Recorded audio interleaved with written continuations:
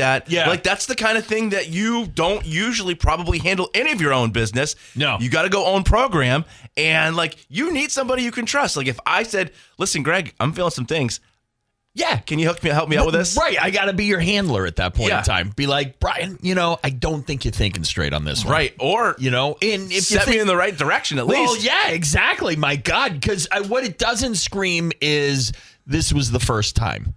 Well, yeah. There's no way this is like the first dip in the pool on this one, right? Like this has been at it for quite some time. So, give me I kind of know the story. I read like the headlines a little bit. Can you guys get me up to speed for anybody that's not? Yeah, I mean, he was. So the owner's Jed York. Yes, he's a young guy. He's like 45 years old, right? Oh yeah, beautiful wife from that area. So just supporting his roots, supporting where he comes from, and is going to and then it gets caught up in a sting operation. Yeah, it was a sting. So yeah, he responded to an ad. Okay, an ad for like that area of Ohio that offers prostitution, basically, right? Like, so not your best website, and was traveling there and got pinched, like kind of Chris Hansen Dateline type of thing, but with adults, right? Isn't that entrapment?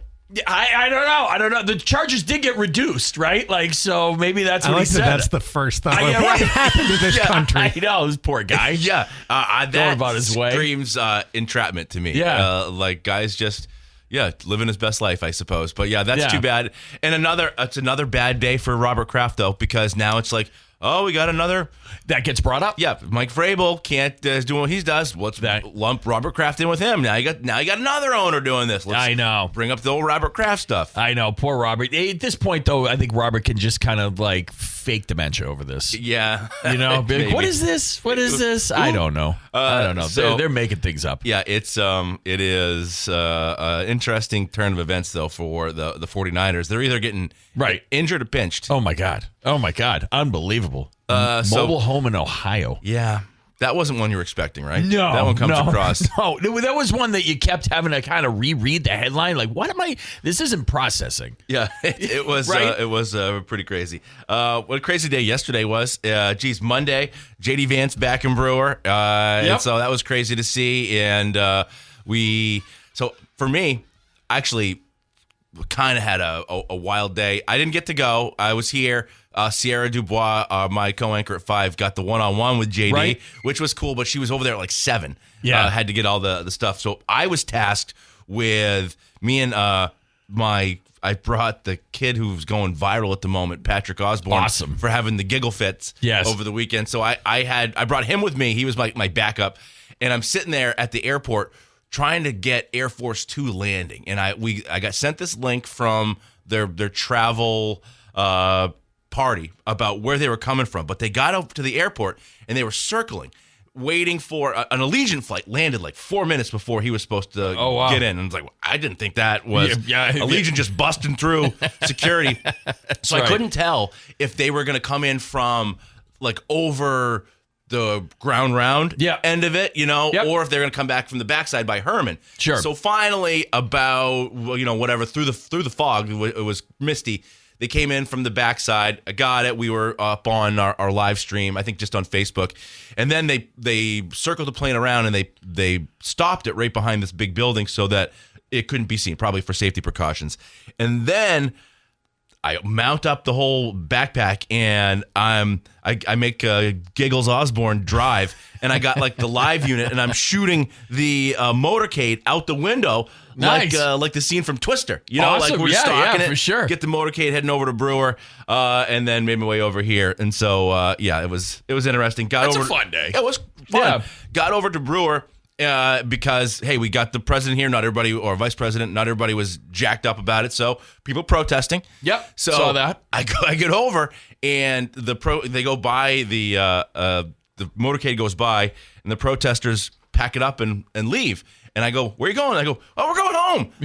So that's all we wanted. And one of the protesters goes, well, Channel 2 and Channel 7 were here watching us protest. Where were you? I'm like, I'm here right now. Right. Would you like to talk about your displeasure with whatever's going on? He's like, well, I suppose.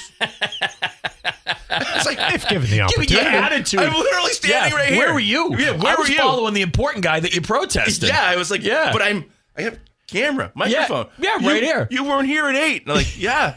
Doing a radio show, man. Like, here I am right now. So, yeah, wild day out there. Our principals time out after a while. Yeah, exactly.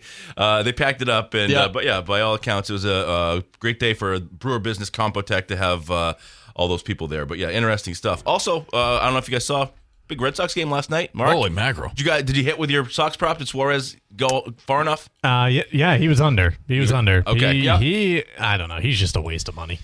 Yeah, you're not a big Suarez fan, huh? No, they could. Imagine if they wasted that money on a guy that was only hitting like 220 right now, but had like 18 homers and 50 RBI. How dynamic that would look in this anemic lineup. Right. Yeah, no, absolutely. And it's just you keep waiting. I keep waiting for Suarez to kind of turn the corner. And he's just he didn't give up a ton of runs, obviously, yesterday, but he got out of it. That game could have gone sideways pretty quick multiple times. And he got out of it, but he doesn't give you a ton of confidence. No, this team is 72 and 59 on the season. They would be like 70 and 61 without him. Ranger Suarez hasn't made an ounce of difference to this team squad to this season. Yeah, you're underselling him. He's been. They put up the graphic last night. They were like 9-3 in his last. Pitching has been. Yeah, that's because like Brian Bayo comes in afterwards and throws 4. Now he was only 2 innings last night, but I mean he has some guy come in and patch together the next 6 innings because he only goes 3 to 4 in every one of his starts. Yeah, I mean it's been a waste of money because pitching has been their strength the entire season. They don't need a guy who's 5-3 with a 3.50 ERA hanging out in the back of the rotation making $25 million a year. I did make the note last night. If I was the opposition and I saw Suarez or Bayo come out there, their success is so tied to you swinging at bad pitches. Yes, pitches out of the zone. Yep. They have good stuff. Sure. But if you just take, they're in trouble. Right. They're making their money for pitches that dive out of the zone. If you just make them throw strikes, that's the way to get Suarez out of the game and really get Bayo in trouble. Because when you get a lot of traffic out there, that's when Bayo is by far not at his best. No, for sure. And I mean, I tuned in, I think at like 7:20 maybe 7:30 last night. I flipped it over, put it on. I'm like, okay, third inning, we're down 1-0. He's walked 2 and hit 2 already. Like, that's like, geez, like, this is not where we need to be. What, altogether 4 walks, 2 hit batsmen last night? Yep. Yeah, just sort of. Yes, yeah. So you're going to single-handedly put the demise of our bullpen on the back of Ranger Suarez? Is he the reason all these guys are throwing all these innings? He's sucking up a lot of money for not a lot of usage, not a lot of purpose, because this team, they would be exactly where they are with or without Ranger Suarez. Yeah, $1 per inning. It's tough. That's a tough one. Yeah. They did win 4-2 last night, so they got a nice win down there in Miami. All right, we got real chatty there, just having Mark here. We got all excited. We got a bunch of stuff here going on this morning. We'll get in the time machine. We'll do 2001. What year did we peak? Pretty good year. We've got Sean Geagan, head coach of the Bucksport football team, with our two-a-days, which are back. We got Dave Peck in the 7 o'clock hour, so we are loaded with stuff. We'll get to commercial break here. But first, I want to tell you all about Bangor Window Shade and Drapery, offering custom blinds, shades, drapes, outdoor awnings. Bangor Window Shade, 105 Main Street in Bangor. And Bangor Mall Cinemas, Greater Bangor's favorite hometown theater for over 40 years. Bangor Mall Cinemas features luxury recliners and an upgraded food menu. Find showtimes and reserve your seat at yourneighborhoodtheater.com. Back with more right after this. Stuck on the side of the road, Union Street Towing has you covered 24/7 statewide, from breakdowns to lockouts to get you moving fast. 942-4200. Driven to be there when you need them most. All right, let's hop in the time machine. We'll go back to 2001 as we try and figure out what year we peaked. And we're going to call this 2001 season for the Patriots. Yes. Even though the Super Bowl comes in 2002, it's the 01 season. Yes. Right? We can number one Billboard song, according to Google AI, which is wrong every other time you look something up, so I don't actually know, but that's what it returned during the break. This is Hanging by a Moment. Lifehouse. Lifehouse. There you go. Yeah, okay. Greg, Very 2001. You love this song, Greg. I do. I don't. Yeah, I frosted my tips to this song. I do want to get frosted tips like a couple of days. Miranda and I just discussed this, actually. She's like, you should get frosted tips for like 3 days, like right before you get your next haircut, just to try it out. Give us some advance notice so we can be ready for it. All right, the year that was, Patriots go 11-5. Some big stuff happened. Mo Lewis lays the wood down on Drew Bledsoe. Sends him to the hospital, and Tom Brady takes over and never looks back. And what a time. Yes. Just to hit the ground running the way they did. Amazing. It's pretty much the best. Yeah. Right? Yeah. This started everything, man. Then you get into it really kind of hit when they played that regular season game against the Rams and had like a tough luck loss. Sure. Like they just, remember that? Yep. Rams are awesome. Phenomenal. And they just hung with them a little bit. You beat the Raiders in the snow in the playoffs. Iconic. Is there a moment that you look back on? Yeah, I remember because I was coaching at Orono at that point still, and coming back on the bus, listening to the game on the radio, managed to get home to see the final part of it. AFC Championship, Tom Brady hurts his leg. Drew Bledsoe comes in, throws a couple of key passes, and contributes to... Don't we always think that was great for Bledsoe? Bledsoe gets a moment in that. And then you win the Super Bowl. You win the Super Bowl. You beat the Rams, the greatest show on turf. It's just outrageous that it happened. Still one of the finest moments that I ever can remember in my sports fandom. Back onto the Sox. You go 82-79. You don't make the playoffs. You still got a murderer's row of talent with some big years to come. In December, the Yawkey Trust agreed to sell the team to a group led by John Henry, Tom Werner, and Larry Lucchino. Yeah. I mean, and that turned really. They had the players, but that for a long time turned everything. So they didn't even play a full season that year. Think about that. 25 years ago, within this century, like how insane the money is now in sports, where NFL teams are worth $1 trillion and are running their own economy. 25 years ago, they're like, just forget that game, scrap it. It's right. So, crazy. What do you remember about John Henry and these guys buying the squad?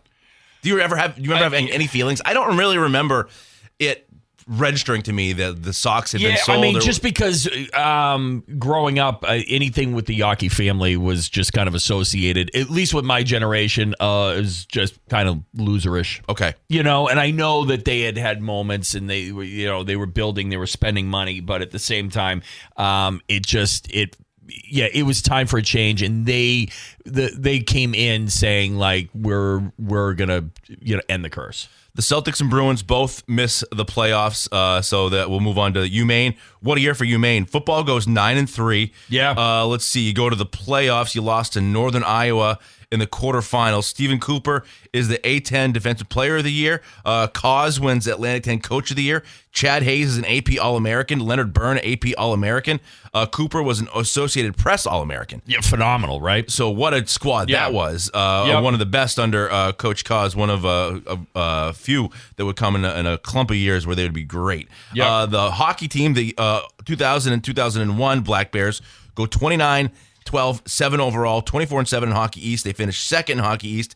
They beat Northeastern in the Hockey East quarterfinal, lost to Providence in the semis, did not make the Frozen Four that year. Yeah, no, they didn't make the Frozen Four. They got eliminated in the quarterfinals, and, it was the last run of Sean Walsh and the UMaine Black Bears. This would be his final season. He missed a couple of games, a few games early in the season, but then he came back and led them, and this kind of bookends the Sean Walsh chapter of Maine hockey after 17 seasons.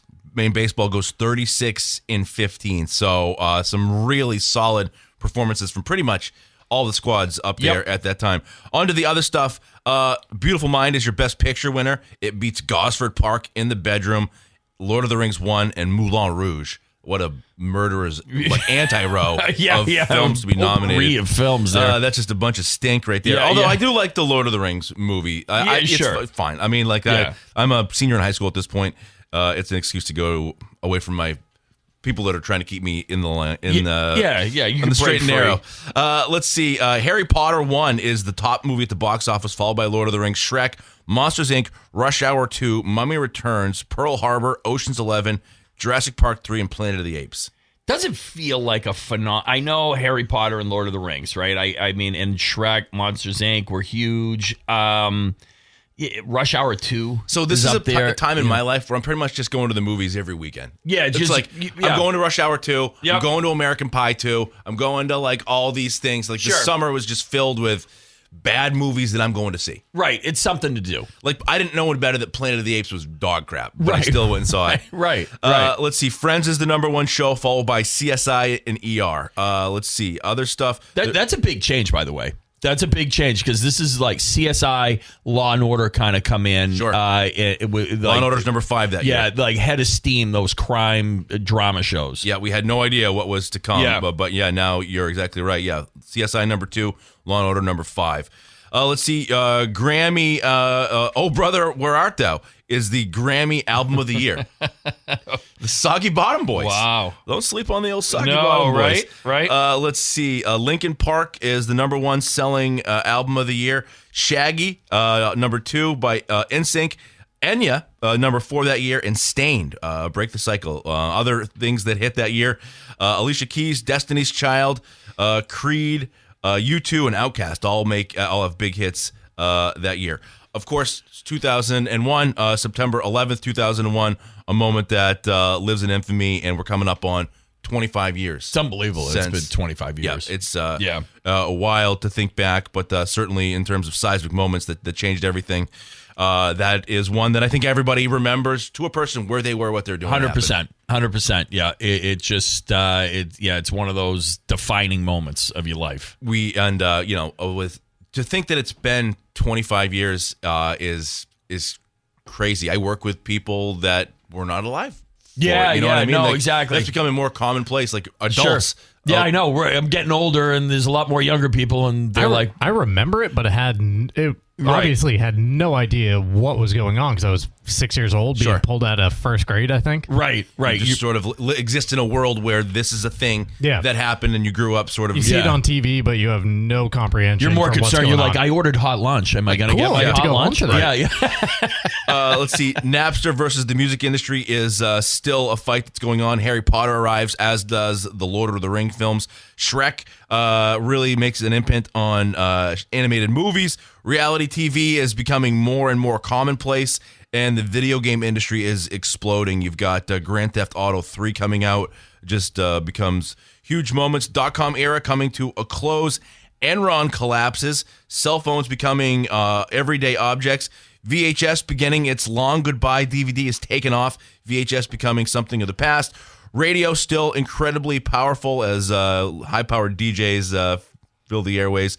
Kind of Howard Stern led power move there. But yeah, all in all, that is your 2001. You've got one of the finest moments in our sports history for New England. Completely. And one of the worst moments in our nation's history. So it's just certainly a moment that has a year that had huge impact on us moving forward. All right, we'll score it, and we will get back to present day right after this. But first, I want to tell you about UMaine Athletics. This fall, it's time to pack the stands at Alphon Stadium. Cheer on Maine football. Season tickets on sale now. Give you the best value, best seats for every home game. Visit goblackbears.com/tickets. Welcome back. Casella, good pay, good people, good life. Find your place at powerofhardwork.com. Brian Sullivan, Greg Hirsch, Mark Paulette here on this Tuesday morning to talk with Sean Geagan, head coach of the Bucksport football team, in about 10 minutes here.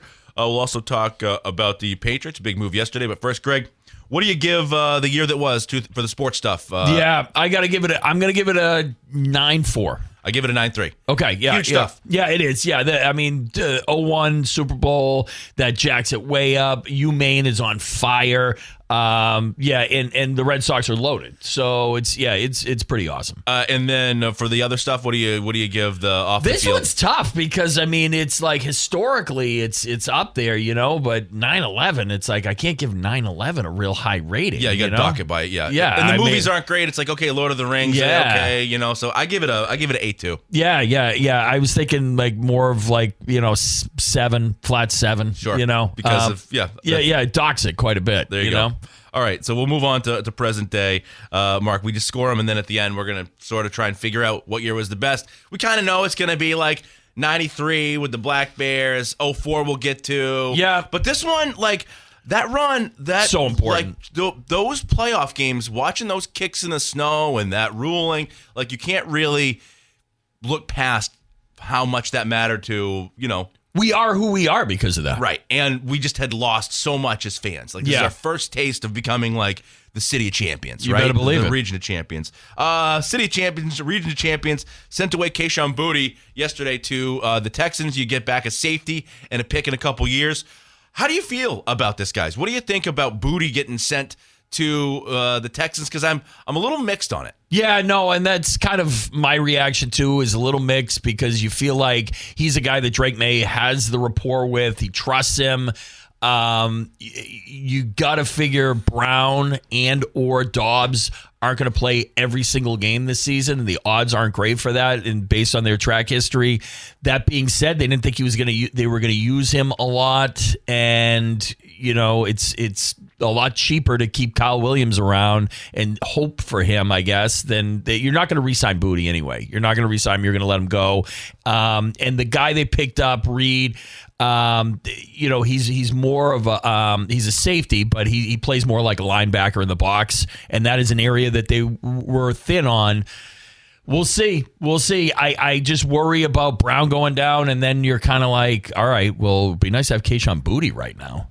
It would be. That would be. I mean, I really liked Kayshon Boutte, and this trade, I kind of get the sense that I'm viewing it as like the dumb football guy take, where it's like, oh, Boutte had 6 touchdowns and looked good when you threw the ball deep to him, and this other guy played 70 snaps last year. Yeah, but also you got to look at what the team needs, right? And Houston was desperate for wide receivers. The guy didn't play last year, Reed, the safety, because they have a stacked secondary. We saw that in the playoffs when they came into Foxborough. Sure. He just couldn't crack the field behind some of those guys as a 6th-round pick. Boutte, I had high hopes for him because I really liked what he showed last year. The team, though, for whatever reason, they weren't going to run him at the same time as Brown and Dobbs, so he was only exclusively going to be a backup behind A.J. Brown because he kind of offers you the same thing. And Kyle Williams just showed him too much in camp where his speed is a different element. Yep. I don't necessarily trust his speed or trust him as an NFL playmaker based on what I saw last year.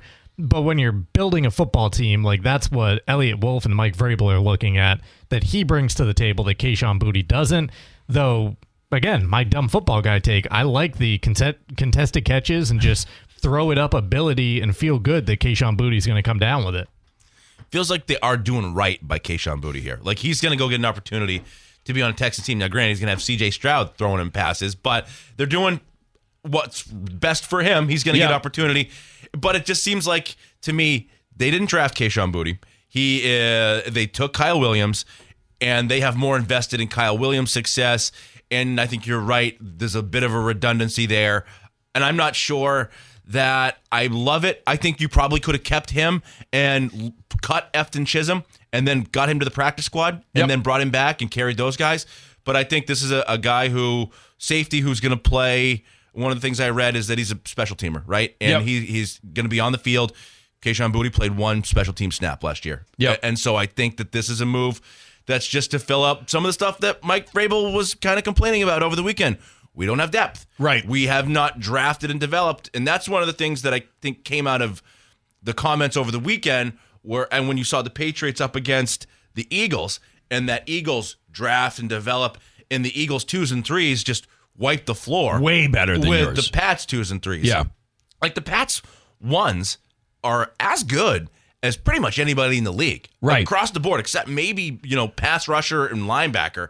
Yep. But, the interior linemen, other than that, you can go toe-to-toe. It's the depth they don't have. And this, to me, you take from a position of depth, wide receiver, and you add to a position where you maybe are a little thin with the Woodson guy banged up. You go get this safety. He's going to help. Yep. He's going to cover punts. Yeah, I think you might see him in different sets, too, because, they say he's the type of guy, if they're throwing 2 tight ends out there, he's going to be a guy that you're going to want out there, right? He can cover. So, think like poor man Jabril Peppers, the role that he played. Right. Which, they need that, right? Yeah, they do. They do. So if this guy ends up playing a lot, you've kind of won the trade because, at least for your purposes, right? All right, we'll take a quick commercial break. We're going to talk with Sean Geagan, head coach of the Bucksport football team, as high school football is back upon us. We are just about a week and a half from the first ticket TV game, which will be Thursday night, Old Town at Orono. Back with Coach Geagan right after this. Don't go away. All right, welcome back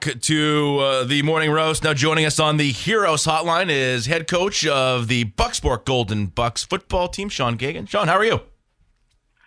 Good, Sully. How are you? Doing really well. I got a couple of questions, non-football, for you first. Okay. How's retirement? You just having some iced teas on the porch? How's life down there as the now former public safety director in Bucksport? It's going great. Thanks for asking. Actually, it's been a great summer. The 37 years that I was with the town of Bucksport was great. It was time for a change. I'm going into the RSU to work in the school system with the kids, and things are going great. I'm actually sitting on the Bucksport waterfront right now doing practice stuff and getting ready for the day and work and football tonight. So it's going great. Yeah, that sounds pretty nice, actually. The other one I had for you now, last time I saw you, you were setting up for the golf tournament, and you guys were over at Pine Hill. They always great host, great tournament you guys put on. And it seemed to me, as I had my daughter there playing, some old Billy Goat in the clubhouse was giving us a ration of guff. I think he was saying that maybe last year one of the guys hit his truck with a golf ball or something like that. And all I remember is you being like, "I assure you that did not happen, sir." Is that some version of the truth? Well, it is some version of the truth. You get all those Bucksport alumni football guys together like yourself, and you never know what's going to happen. So there is a possibility that happened, but you could tell better on that, Sully. Yeah, exactly. I was like, when did this happen? It's like, it was at least 2 years ago. We're like, oh, okay, sir. Why don't you just go back to your high top, and I'll just put my my signs up for my charity golf tournament, which is coming tomorrow. Exactly. How are things going so far out of the gate with you and the Bucks so far this summer? Things are going great. We had a great turnout this summer at lifting. The kids are really engaged in it. It's a little bit of a different atmosphere this year. We've been doing 2 days for a week. We're going into the second week and really starting to focus on the year. We have Holton this Saturday at Old Town last Saturday, and we open up with Ellsworth the week after that down there. So things are going great. The kids are really engaged. They're working really, really hard, and we like what we see so far for sure. What do you got for numbers? We're running 28 to 30. I was hoping we'd be at 35 plus because we do have a goal there, but we haven't reached that yet. So we're still pushing it. The younger ages, we are seeing ups and downs in the younger ages, but the numbers are good down there, but we're changing over. Our fifth grade doesn't have a lot of numbers, so now we've changed our sixth grade over to the middle school this year. Just did that a few days ago. So that's going to be a little bit different, but our middle school team has 21, 22 kids in that range. So the numbers are looking steady, but they're not looking better every year by any means like I wanted to see them. You expect maybe a pop or a couple more kids to come out once school's back in session? Yeah, I imagine. We usually have, 2 to 5 show up that want to give it a shot and try, that have been away for the summer with their families and stuff. So I'm hoping that we get 2 or 3 more that will approach me during school and we'll move forward from there. Why is 35 that number you want to be at? It's just a number where the last year when we decided to go to 8-man football, we had 19 kids and we had 4 or 5 coaches on a look team on defense. And I said, we're just really not doing the kids any favors here by doing this every day of the week and have 5 coaches on a look team, because then they get out there on Friday night and they have people on the other side of the ball that want to play, not older coaches like myself on the other side trying to help them out. So the 35 number, you have to really calculate it throughout the week. There's a lot of things that go into this. You have grade check, you have illness, you have people going on vacation during the year, believe it or not. You can drop down to 22 to 25 and barely have enough to scrimmage or do look teams during the week. So you really have to focus on that number, unfortunately, but it's a real thing at this point. Talk to me about the identity of this year's team. What do you expect to see, or what do you want to see on the field? Our focus on the field is when our cleats are on the field, we're all business. We're looking forward. We're going to give 110% every play. Every play that we play, our philosophy is next play, and just keep trying to do better every day and doing better every play. Take me around the league. Who do you expect to be the strong teams? Where do you expect to be this year? I think the league this year is really wide open. I really do. I think as we discussed this in the coaches meeting last night, I think the league's wide open, and it's anyone's year for sure. I think it's going to be a very competitive year for all teams, and I think it's going to be an exciting year to watch 8-man football in the LTC for sure. And I always, with some of you guys that have been around forever, the old dog, you can't teach them new tricks, but it turns out that's not true. You go from 11 to 8-man. How are you guys accepting that? Is there a hope to one day get the numbers to go back to 11, or do you think 8's where you belong? Like I said, it's always been my goal. I was in 11-man football for 25 plus years, and there is a difference. The game is still blocking, tackling, scoring touchdowns and stuff. So the game is the same. 8-man football is nothing more than taking, obviously, 3 people off both sides of the ball. You're going to find a quicker game. The field dimensions change a little bit, but you're going to find a quicker game for sure. And the hitting is pretty immense because you got a lot of, if you vision it and have defensive backs all over the field, for instance, and just flying around and making hits. But my goal, as long as I'm here, is to try to get back to 11-man. But of course, I'm not going to do that and cheat the kids from getting the experience of football that they should really get. And football, 8 or 11 is blocking, tackling, scoring points, things of that nature. So football is football. It's a contact sport, and there's no other sport like it. Yeah, it's better than no football. That's absolutely right. Oh yeah, 100%. So you just try to keep the numbers going, keep the kids interested in stuff, and we do have the kids interested in stuff. I just don't want to get to that point of not having enough and discourage the kids and have them say, I really don't want to do this if we're going to do it this way. And that's what we were getting at. So the numbers are creeping up. They're not jumping like I wish they would, but our goal is to get there for sure. Yeah, absolutely. Sean, best of luck. Can't wait to see you guys in action this year with a big scrimmage, and then when the regular season gets going in a couple of weeks. So enjoy all that's coming up, the new sort of chapter of your life, working in the school. That'll be fun, I'm sure. A whole different thing, though. You ready to be carrying around the clipboard, not the police gear? I am. It was time for a change after the 37 years. It was time to do something different.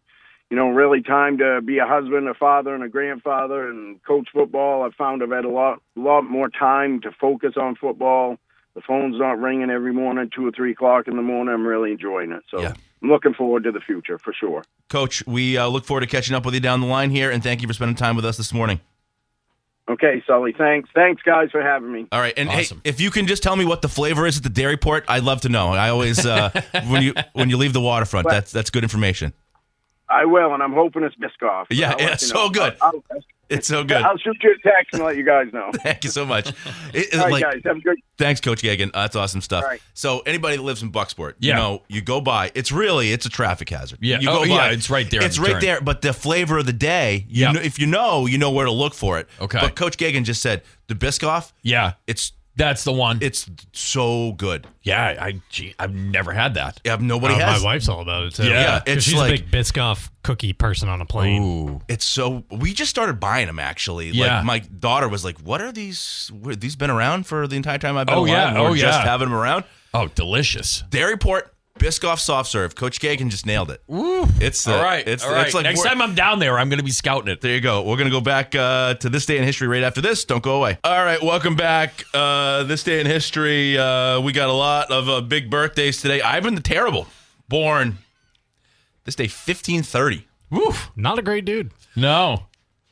I don't know much about his reign accolades that got him the title of the Terrible, but I'm guessing not so great. Let's see. Sean Connery, born this day, 1930. All-timer. Yeah, just all-timer. We were just going through a video he did with Barbara Walters in the 80s where she asks him essentially, he's like, "Do you think it's okay to like slap a woman?" She's like, "You said that once." He's like, "Yeah, I don't take it back." Yeah. Exactly. She gave him ample opportunity. Yeah, just was like, run up my after opinion the hasn't question. changed. It's almost like we are like, that's the worst thing. You'd like that we are not in any way, but it's like the David Ortiz saying the dropping the F-bomb after the thing. It's like, yeah, you know what? Likable guy. Right, exactly. There's certain people where it's not going to haunt them. Yeah, exactly. To the point where that one is still out there. Regis Philbin, born this day in 31. Raleigh Fingers, born. Gene Simmons, born in 49. Tim Burton, born this day. He's 68 years old. How do you feel about Tim Burton? Weird guy. Yeah. Weird guy. Not into it. Hasn't really made a movie that I liked in 25 years. Right. Like what? Beetlejuice? Yeah, Batman 1. Yeah, that's right. He did 1. Yeah. 1 was good. Yeah. Just sort of guy who's been making like all the Johnny Depp stuff when he did like Charlie and the Chocolate Factory. No, not my thing. Oh, awful. Let's see. Blake Lively also born on this day. Hockey Hall of Fame, 1977. Tim Horton posthumously inducted into the Hall of Fame. Galileo busts out his first telescope, demonstrates it for Venetian lawmakers. That would have been impressive. That would have been pretty wild. Yeah. Yeah. It's a good Shark Tank thing. A couple of mirrors back and forth, blow some minds. Yeah, for sure. Let's see. Momofuku Andu markets the first package of pre-cooked instant noodles. Ramen. World-changing day. Yeah, 1958. You know what? I actually went through, I was going through Hannaford. They had just like 4 ramen for $1. I was like, you know what? I should probably just have those in case. It's a good, it's a good apocalyptic thing to have in your house. Yeah, and you know what? Pretty tasty. Yeah, no, for sure. You can get by. Also, this day, 1970, Elton John makes his first U.S. appearance at the Troubadour in West Hollywood, Los Angeles. I think that is featured in the movie version of Elton's life. All right, back to the moments of today. 7 a.m. hour coming your way right after this. Morning Roast rolls on here on Maine Sports Leader 92.9 The Ticket. Don't go away. Good Tuesday morning. Welcome into the 7 a.m. hour of the Morning Roast on Maine Sports Leader 92.9 The Ticket. Next Home Experience presents the show. We are the market leader. Get looped and get sold with the Next Home Experience. Acadia Federal Credit Union's newest location now open on Wilson Street in Brewer. Serving Maine since 1963 with branches in Bangor, Brewer, Worcester County. Learn more at acadiafcu.org. Brian Sullivan, Greg Hirsch, Mark Paulette here on this Tuesday morning. Mark up bright and early with us. First, Greg, how you doing? Our end of this thing? Doing great, man. Doing great. Sox get another one last night. One where it was definitely questionable if which way it was going to go. Made you stay right through the whole thing. Yeah, it was a good game last night. Mark, how are you holding up? I'm about 11 ounces into the 16-ounce Red Bull over here. A little quiet in the 6 a.m. hour, but look out. 7 a.m. is going to be hot and heavy. Okay, here. I look forward to that. I do realize as we sit here and chat with Mark, we live just a very insulated life here, Greg. Just completely. You and I here come in the morning. Yeah. Even the people that work here at the station, we're usually gone before like the sales team rolls up. Yeah. We're just like a pirate ship. We just kind of sail in the fog and jet back out into the life. That's why we're so happy, I think so. I think so, because by midday, we're like, what did we talk about today? Yeah. I have no idea. That was a whole lifetime ago by the time that we by 5 o'clock, the mind's going to be a little loopy. Right. You're like, man, I've been up for 13 hours. Yeah, exactly right. But we were talking yesterday about, after the show a little bit, we have that morning chit-chat or whatever, and it was like, geez, this is getting a little, not stale, but it's just, Red Sox, Patriots haven't started yet. We need something. Sure. Something. What could happen? Right. What could happen? Exactly. Yeah. And everybody's thinking, the Kayshon Boutte trade happened. No.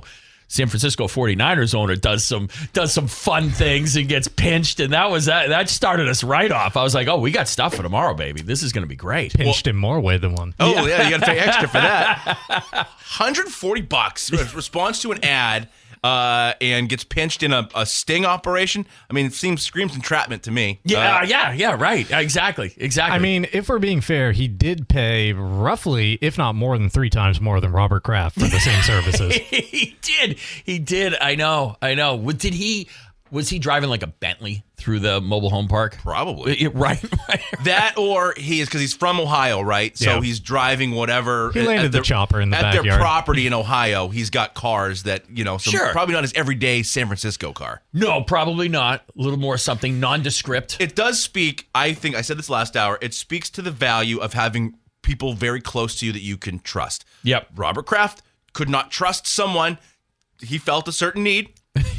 and he tried to operate on his own. Yep. And get that done, and he got in trouble. I would say the same thing for this very rich guy.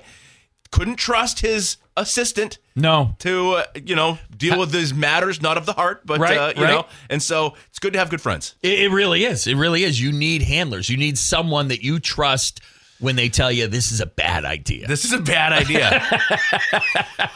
Do you know what the website was that he found? Was it like Craigslist? Is that still a thing? That's what I said. It sounded kind of like that. Because right. I didn't read too much into it beyond like the first 2 to 3 paragraphs of the ESPN story, but it just said he responded to like a local ad. So yeah, I mean, it's not like some highfalutin website, that's for sure. I mean, $140, like yeah,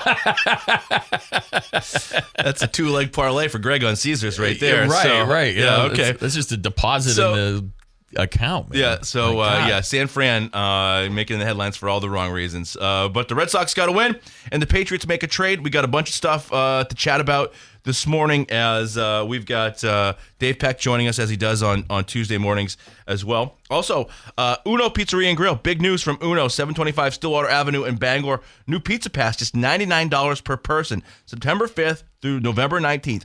All you can eat deep dish pizza plus house or Caesar salad. Passes go on sale August 20th, but hurry, they'll sell out. Sign up at mypizzapass.com or use your pass daily. Think about that. $100, all you can eat. For more than, 2 months worth of food? Yeah. It seems You're not finding that elsewhere. It's a great deal. I also am aware, because I got this PR pitch for the station. They also, I think, are launching $14.99 daily, all you can eat. Whoa. Pizza. So, and the salad too. Yeah. You got to get the roughage in there. $100 on the Uno sprint to the finish for 2 months. Yeah. It's a good deal. It's a commitment to pounding some Unos. It is a lot of. Yeah, it is. It is. Football seaso's coming. That's true. That's true. If you make the commitment, you could turn it into like a 50 cent a day thing. Yeah. Yeah, you really could. You really could. Yeah. Yeah. You're gonna need the GLPs are gonna be needed after that. I mean, sure. I do that like see me roll and literally just rolling around the streets of Bangor after I just pounded all that. But as long as you're working the cardio. Yeah. Right? Yeah. You got to get the work in if you're gonna commit to something like that. All right. Let's do some headlines and highlights here, there, Mark, as we run through the night that was. Red Sox got a big win last night. There it is. I never know if Mark's hip to all this stuff. Yeah, exactly. He knows all the buttons to push. Red Sox got a big win last night, 4-2. Hung in there as you've got. Here's what is the hero play of the night. Play it up for us, number 10 there, Mark. I didn't know Tony Seagulls was the nickname.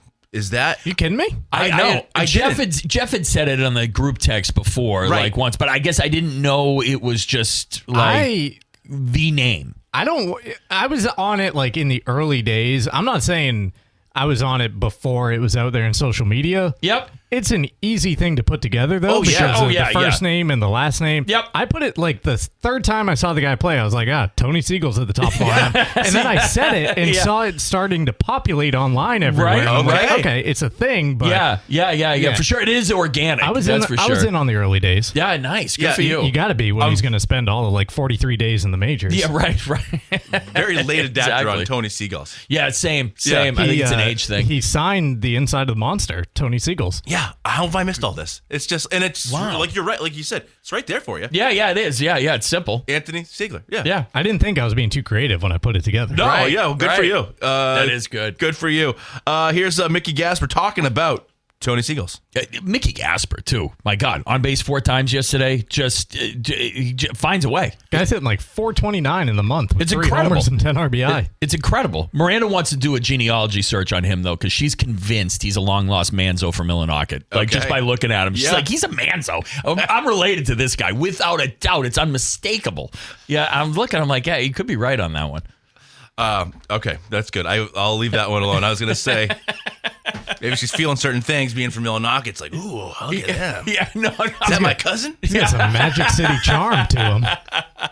Maybe I'll run for Senate. All right, quick commercial break coming your way. We got to do, we got a bunch of stuff. Big trade yesterday. I want Mark's here with us. I kind of want to get Mark to put on his GM hat and help us figure out this log jam that it's going to be coming for guys getting healthy and this Trevor story of it all, Roman Anthony. So we got a ton of stuff, and Dave Peck as well. Let's see. Northeast Driving School has been the leader in driver training for over 57 years. Register today for driver's ed course at Greater Bangor's #1 driving school, 942-1769 to register at northeastdrivingschool.com.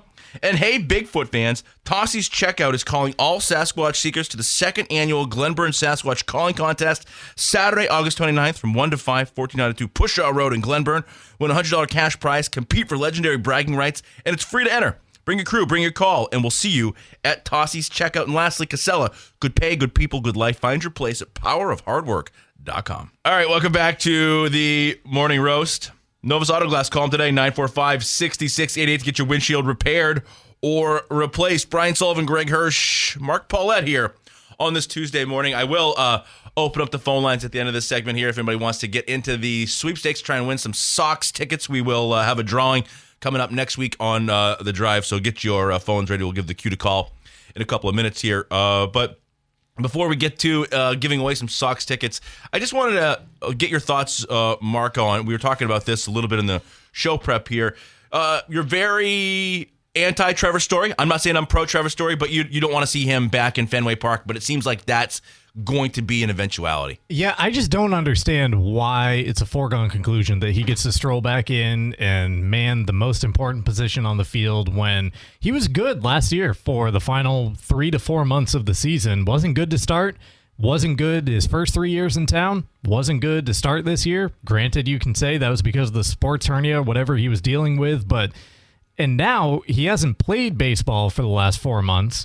He is like 3 for 21 or whatever the splits are down in the 4 rehab games. He's not hitting, not showing that he can be a productive major leaguer. And you're just going to roll him back in there at the most important, most crucial time of the season. Why? Because what you have is working. Andrew Monasterio has proven to work. Nick Sogard he's capable right now. You can get by with that. Why just blow it up and give the job to Trevor Story when you won't reserve the same right for a guy who might actually make a difference on this team, Franklin Arias? I get that's because adding him to the 40-man potentially opens him up for the lockout next year.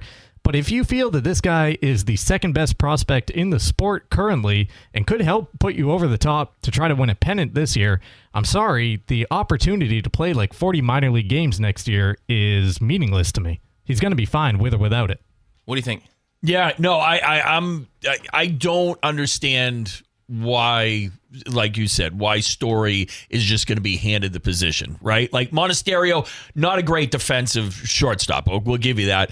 But at the same time, he's delivered at the plate fairly consistently. Right? Like, I mean, compared to what Trevor Story has given you throughout his career here in Boston, I would say Monasterio, I have more confidence in Monasterio at the plate, a little bit. And Sogard can play short. And if you really want defense, Chang did a phenomenal job defensively when you called him up earlier in the season during the run. So I think there are better options than Trevor Story. That's what it boils down to. Right. I'm with you on that. Like, I don't see. I guess what is the advantage that Trevor Story gives you? That's like if there's one thing, and there isn't. It's name value. It's this idea that he is a leader on the team. That he's kind of assumed this role. He's the captain of the infield, the leader of the group. Is he? I don't want him as that. I don't know if he is. I don't know if he's a leader of anything with this team. The mentality of this team has been next man up. We heard it from Mickey Gasper there when we played the soundbite at the start of this hour. Like, that's how they're doing it this year. It's a bunch of guys doing it for the first time. It's working. You don't need to throw a veteran back in the mix trying to find it. The only reason you should be throwing anybody back into this lineup is if you believe that they're going to give you something above and beyond what's already there. Yeah. Right? Like Roman Anthony. Of course, you're going to give him a go because what he can do at the plate.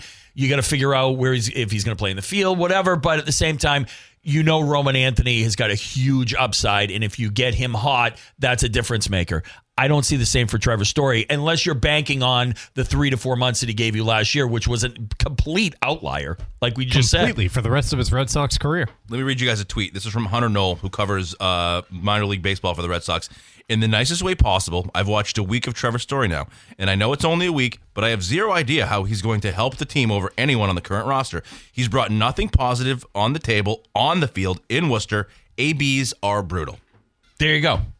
That's the guy you're going to. So they're going to call him up to be a black hole for 2 to 3 weeks while he tries to find his swing. So I guess what it seems to me is Do you guys, Mark, do you view this team, Greg, do you view this team as a team that can win the pennant? Do you think the Red Sox Honestly, would win the AL yes. pennant? Now in the American League, with this league being what it is, I'm not scared. Stunning? I'm not scared of the Rays. I'm not scared of the Yankees. This team can go out and do it. And then you get to the World Series and you just, 4 games. Whatever happens, happens. Tarek Skubal has a bad outing, and next thing you know, whoever outduels him. So, yeah, I mean, I think it speaks to the wide open nature of baseball this year.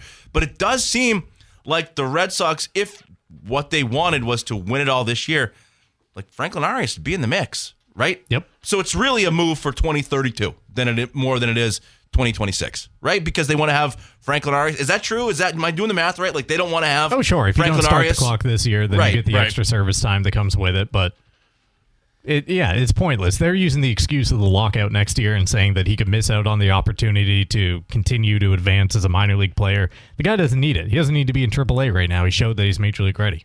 Yeah, it's kind of crazy. And then on top of that, you can't tell me that he couldn't go play baseball somewhere that's not locked out, right? They'll figure it out, yeah. And so it is going to be interesting to see what these next couple of weeks look like, because it does seem like Friday, if all goes according to plan, I mean, I expect Roman Anthony in the lineup Friday night against the Yankees. You think so? Yeah, absolutely. And maybe Trevor Story too? It sounds that way. Unfortunately. Yeah, I don't like that. I don't like that at all. And so you're going to add 2 guys that haven't played in a long, long time this season. And we're part of like the bad vibes Red Sox. Right. Like Tony Seagulls doesn't get at-bats on that team, right? Or he's Mickey Gasper doesn't get bats on this team. He was on base 4 friggin' times. So it's we'll see what Chad Tracy's going to do, because the other part of it is you're just going to give everybody a couple of at-bats and then everybody platoons and plays every now and then. How's that really work? Now, maybe these guys who are used to more spotty playing time in the majors are going to be okay with it, but like Roman Anthony and Trevor Story are guys who I would are expecting to play every day, although Story certainly doesn't proven to deserve it. Chad Tracy's going to, I think, have his work cut out for him. Add in the Jaron Duran of it all. Yeah. And so we'll see where the at-bats get divvied up.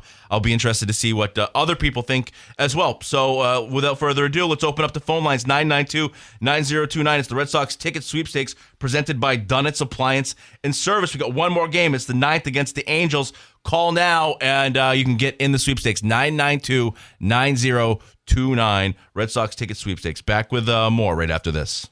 Your local family-owned McDonald's on Main and Union Streets in Bangor and Wilson Street in Brewer have an August incentive. Download and set up the Mickey D app for the first time and get a Big Mac for free with any purchase of $1 or more. Don't forget to put the Big Mac in your cart. Brian Sullivan, Greg Hirsch, Mark Paulette here on this Tuesday morning. I'm going to talk with Dave Peck in just a couple of minutes here. We talked about this in the 6 o'clock hour, but I think it's worth revisiting. Kayshon Boutte, now a member of the Houston Texans. Yep. How we feel about the trade? Yeah, tough to see him go, right? Because he was a guy that gave you some highlight moments last year, and the chemistry with Drake May is there for sure. Just was there a spot for him to do those things? And you just felt like his reps were going to be pretty limited, being the same spot as AJ Brown. So, yeah, it would be nice to have hung around to him maybe a little bit longer to see if some teams throughout the season had guys go down. He might be a valuable trade piece at that point. But they got Reed from Houston that is going to theoretically fill a need, essentially a safety as a linebacker, basically, is what this guy's going to be. So, it was an area of depth that they talked about that they needed help with. They get that. Hopefully, we'll see where it goes. He's a guy who can play in the box a little bit, kind of a hybrid slot cornerback. At Penn State, he had like the second best pass rushing metrics after Abdul Carter his senior year. So he's a guy that can mix it up at every level of the defense. That being said, he was a 6th-round pick, 187 overall last year. So it's not like they just acquired Kyle Hamilton from the Ravens or something for Kayshon Boutte. If I was the Texans, I would be ecstatic about this trade because I just traded a reserve for a guy who... He'll probably be their number 3 receiver. He could be the number 2, but he's going to get ample opportunity like we're talking about because Jaden Higgins, their slot receiver, went down last week with a torn ACL for the year. Tank Dell is still questionable. 15 months removed from shattering his leg on Christmas a couple of years ago. And Nico Collins is fantastic, but he is always week to week, it seems. Yep. So over the weekend, you had Mike Vrabel talking about, give me number one. This was played a couple times here. Mike Vrabel talking about the depth of the Pats football team. So I thought that's interesting. Then he kind of walks it back. We don't have to play that one. But essentially, he says it's not a shot at the front office because I am the front office. Right. So what do you make of that? We're not a deep football team. Is that a shot at anybody? Why did Vrabel say that? No, I think that's just him speaking truth to the roster. That's what I could tell you. That's what any fan who looks at this team could tell you, because that was kind of my fear coming into this season. If something goes wrong, if you have to deal with injuries, this season looks differently very quickly because the Patriots have premium frontline talent. They are a top 5 offensive unit in the game, and they have enough impact players on defense to get by because of what they have offensively. They have no middle class. You go pretty much to a poor lower class on the roster because all you have to do is think back to every year before Vrabel got here. The 1 year with Mayo, Wolf, Groh, that conglomerate completely whiffed on the draft. The last couple of years of Belichick, when they're winning 8 and then 4 games and going down the drain, whiffing on drafts. That's how you build the 30 through 53 men on your roster, those guys who do come in and plug and play. Yeah, no, absolutely. Yeah, and all the reports coming out of camp are Caleb Lomu looks like he is nowhere near ready. Marcus Bryant he was looking decent, but he got rolled up on. It's just you don't have the guys, and you're relying on guys like Harold Landry, who is Edge is bad. Yeah, Edge is a rough spot really on this bad. team. Akis, they're hoping maybe by week 5 can find some technique. He's pure athleticism. Yep. They rave about that, but once again, nowhere near ready for an NFL level competition as of now. So, I mean, they're working with guys here and now that Vrabel has pulled in. But like you said, you've gone years without any of this. And you look at a team like Philly where it's really exposed because they've drafted incredibly well and deep. And they've got these number 2, number 3 guys that are far superior to anything you have. So if you're Vrabel, you manage it in joint practices with Indianapolis and with Philadelphia like you did the last couple of weeks. Not in the games, though, because one injury changes the course of what an entire position group could look like in that locker room. But the Patriots, are they the only ones, do you think, that do this, that operate with a real elite first group of guys and then are the Rams filled to are the cupboards stocked for the Rams? Now, you guys obviously aren't looking into the depth, but I get the Eagles draft well, but the Patriots, are you worried about the Patriots that much? If A.J. Brown and Drake May get hurt, we're porked. It's over. Oh, yeah. It's over. But that's normally the case for any good football team. If your quarterback goes down, you're screwed. You just know that's the end of the line. So who can't go down for the Patriots? Offensive line, I like the addition that they made with Van Rotten, bringing him over, because that's really good to have a starter who now is kind of your 6th offensive lineman to fill in. If Will Campbell is struggling and Lomu isn't ready to go, Rotten can go on the line and you shift it around to make tackle work. But even so, that's a position that after him, you're getting into Ben Brown all of a sudden. You're getting into guys that make me feel a little sketchy. Really, it's defense because it's Milton Williams and those guys up the middle trying to get the pressure there. It's the secondary sticking with the receivers. Outside of that, I don't feel really good about edge. I don't feel good about linebacker. I see a lot of games this year going to the tune of 31-24 where this team they have to score more points than the opposition. Offensively, they can survive because of the weaponry they have. Defensively is where I feel like if one guy goes down, things get real sketchy all of a sudden. Be interesting to see if this offense, especially out of the gate against that Seattle team that's so stout defensively, if this new A.J. Brown Pats offense is going to be something that can put 30-plus points up, especially against a D like that. Okay, we'll do a quick commercial break. We'll get Dave Peck's thoughts on all this stuff as the Morning Roast rolls on. Also, Ticket TV on demand. If you missed a game on Ticket TV, no problem. Every game's available on demand, 929theticket.com, and on the Ticket app.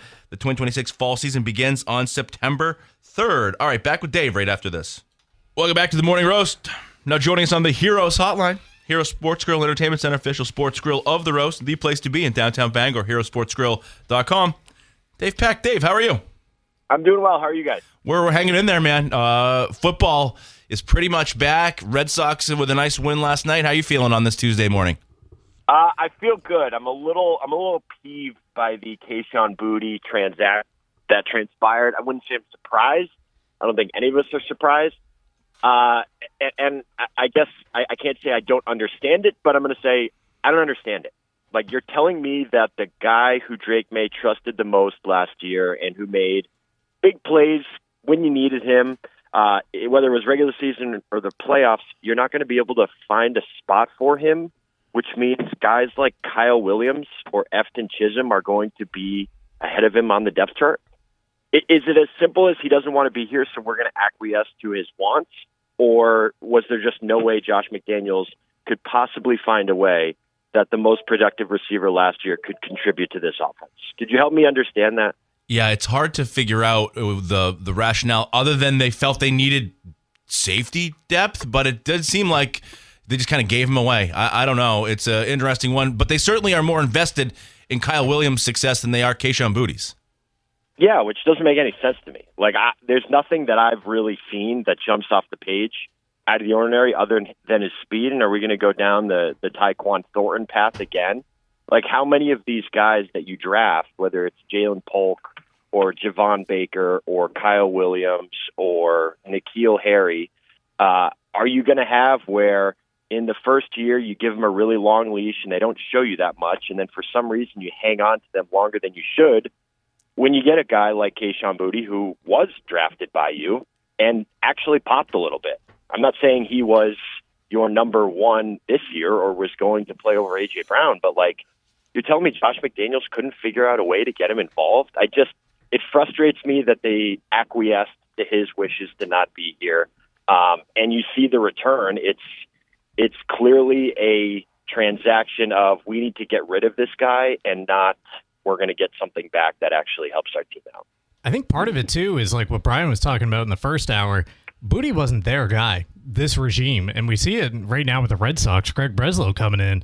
All these high and bloom guys, Marcelo Meyer, prospects. See you later. We'll get you out of here. We don't value you the same because you weren't our guy. Yeah. I was actually going to compare it to, like, it's obviously very different circumstances, but Jaylen Brown, we just can't figure it out with you anymore, so we're going to ship you out for nothing. Marcelo Meyer, we just can't figure it out with you anymore, so we're going to ship you out for nothing. Like, it's a similar sort of transaction. And yeah, I despise if that was the driving force, like an ego thing, or Kyle Williams is our guy, so we're going to give him a longer leash and that whole conversation, like, that doesn't make any sense to me. So it's frustrating. Like, hopefully A.J. Brown stays healthy, and hopefully Romeo Doubs, who technically in a Patriots uniform is unproven, hopefully they work out and they stay healthy. But it's frustrating when the one receiver who has kind of proven himself, right? Pop Douglas I know the stats are similar from last year, but from a trust standpoint, from actually seeing, the guy that clearly Drake May goes to in crunch time just get traded like that. Yeah, it's a little bit annoying. Put your GM hat on. It's going to be like 3 or 4 weeks consecutively. We've asked you about this, but it sounds like Trevor Story and Roman Anthony could be available to join the big league club on Friday. What are you doing? How are you handling this? Yep, I'm not going to change my tune. I mean, I've been anti-Trevor Story since even when he was playing, because the guy, every time there's a slider, he just fans blowing away. It's clockwork, and I think last night's game is a perfect example of sort of what you have, what the role players have done for you, and how you've been winning games, right? It's Mickey Gasper, who's the hottest hitter on that team right now. And then in crunch time, late in the innings, you have Siegler, who has that triple, and then followed up by the 1-2 punch of Nick Sogard. I mean, there's your middle infield right there. And to think that just because you're going to slot in Trevor Story, it's like they're more preoccupied with having a 5 p.m. starting lineup release where Trevor Story's name is just slotted in there than actually looking at the production. Because I heard you guys, 15 minutes ago, other than the 3-4 months last season, like, the guy stinks. He's never been good for the Red Sox. So to think he's not only going to slot into his position where he's not good defensively anymore either, but kick out the guys who kind of got you here. This team, similar to 2013, seems like a sort of a vibe, mojo. There's something in the air type vibe. And so if you're going to change that, then you're not really aware of the situation. Do we actually think it's going to happen? Like, are we actually going to do this? Are they going to, like you just said, this vibes? Like, there's not a person that we've heard covering Trevor Story in his minor league rehab stints that said, well, this looked good, that looked good. Do we actually think this is going to happen, Dave? Do you think they're really going to do it? I think they are because, again, I feel like they're married to the name. Like, when you see that starting lineup, and it was us even in March, right? We're looking at the starting lineup when everyone was healthy. And it's like, oh, well, you look around the diamond and you have, Trevor Story's at short. That's a big name. You have Roman Anthony. Like, that's a big name. Obviously, a little bit different circumstances. But I just feel like for whatever reason, they're married to the name or want to see the contract through. But you bring up a good point. Like, it feels like everybody in the media, whether they're covering him in Worcester, Boston, Bangor, Brewer, whatever it is sort of like, guys, how do I see that this is not going to be a good idea, and yet you, Craig Breslow, where it's your job, seem to not be reading the obvious tea leaves? Like, everyone, the Worcester report that you guys were talking about, no one thinks this guy's good, and no one has really thought this guy is ever good. So are we missing something? But and that's what scares me, because it's so obvious on paper. It makes me feel like it's more of a, well, we got to see out the contract, or that's a big name that we want in the lineup, or he's a perceived leader when he's not. Like, he was kind of the one who was complaining when Alex Cora left and was forced out the door, and it seemed like there was some miscommunication. He's calling out Breslow. I don't see it. And if I have to see him fan at a slider low and away in the wild card round, I might shut the TV off. Yeah, I remain to believe they're going to actually give him the position back, because, like you just said, Craig Breslow didn't sign him for 6 years and $150 million. He's not their guy, and he was kind of a jerk when he fired Alex Cora. I wonder how beholden Craig Breslow is to this guy as opposed to maybe the ownership group. So I'm gonna hope that that not cooler heads prevail, but that maybe more level heads. Well, no, it's like you think Craig. That's what doesn't make any sense. It's like, you think Craig Breslow wants this thorn in his side back in the clubhouse? He literally was calling him out to the media after he got rid of Cora, which I understand. People were pissed, and it didn't seem like the right decision at the time. But it's not Craig Breslow's guy. So why would he want him back in the clubhouse when Craig Breslow's maintenance guys, be it Gasper, Siegler, Sogard, have been the reason that they've had success, and Craig Breslow gets credit for that, right? Yeah, so, I don't know how you have last night happen and then give it back to Trevor Story. Last night's not a good night for Trevor Story, right? No, it's not at all. So okay, keep winning. Yeah, keep winning before Friday.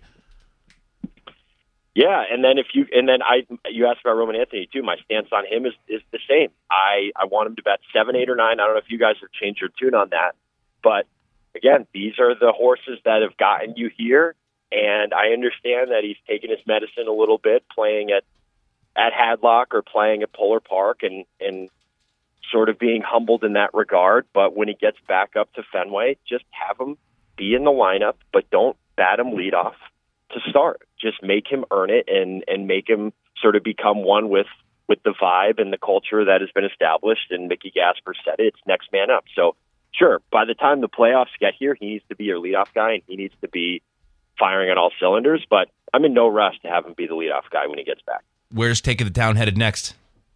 We actually have a live show on the books at a sports bar in Charlestown, Massachusetts on Thursday. So it's going to be a pregame, last preseason game of the season. So it should be fun. Awesome. Dave, we appreciate you hanging out with us as always on Tuesday. And it's right there. Week 0 upon us. College football's back. So thank you. You have a great day.